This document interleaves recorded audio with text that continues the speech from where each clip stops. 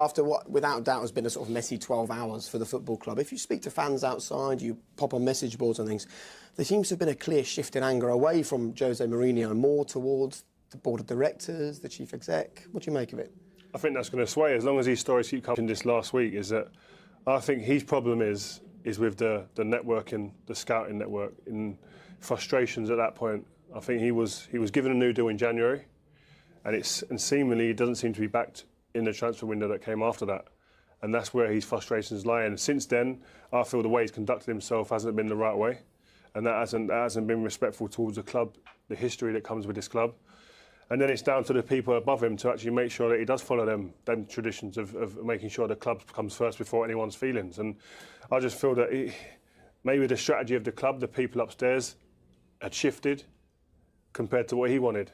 Players that maybe weren't for the future, they were for the right now, here and then, the likes of Alexis Sanchez, that type of player for the here and now, and he might have wanted players like that to come in after that, but they wanted maybe youth. But I don't think that even gives him an out to, I think, of conducting himself in the way he has in the coming press conferences and the interviews that he's given, because there needs to be someone above to come down and say, listen, this isn't the way that things are done at Manchester United Football Club, and that comes down to leadership. So I think at the crux of it all is leadership at the football club, whether it's from Jose Mourinho with his players to the people above Jose Mourinho. I don't think it's been right yet.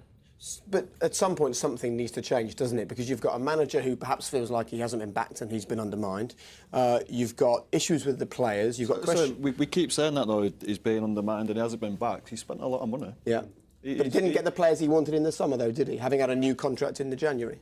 Well, he's talking about the centre halves he didn't get, but you look around the team, there's some... He spent some money on this team, which, I don't think you can ignore that. He's bought two centre-halves who, as yet, haven't performed.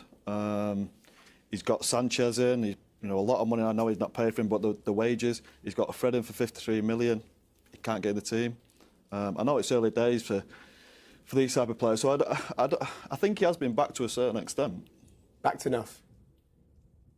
I think it should be enough, yeah, what he's been given.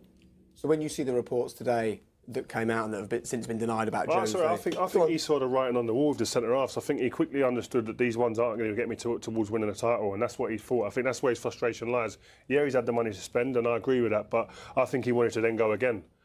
And then if the club aren't willing to back him, then it is he the right guy that, if they're not going to back him, why are you staying with that guy?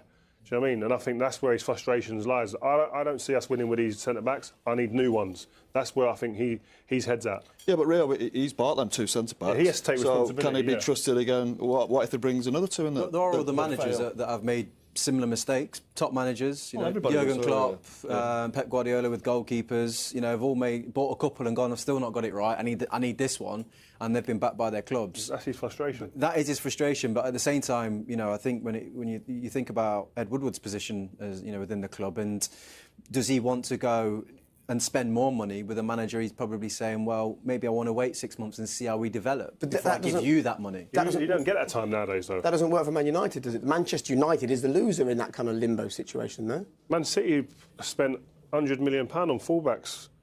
One of them ain't even playing. Danilo's not even playing. Do you know what I mean? The goalkeeper, Bravo, not even playing. Gone and got new ones, better ones. That's what he's trying. He's looking across the road and thinking, why aren't we doing that? That's where I think his frustration lies. And I think the lads are right. He's spent money. He has been given a great deal of money to spend. And then it comes back to the first point, recruitment. Recruitment of these players, is it good enough?